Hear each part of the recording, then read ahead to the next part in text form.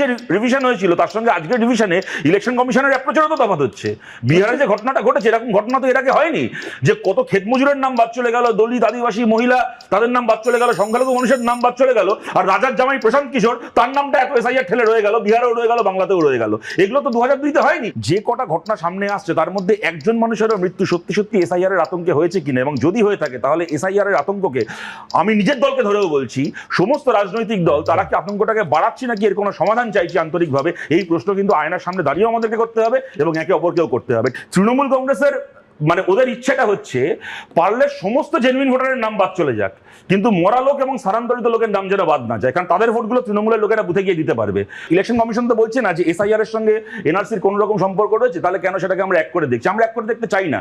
SIR এর নাম পশ্চিমবাংলার লোক শোনার আগে শুভেন্দু অধিকারী প্রেস কনফারেন্স করে বলে বেড়াতেন যে এসআইআর হবে 1 কোটি মুসলমানের নাম বাদ যাবে। একজন কেন্দ্রীয় মন্ত্রী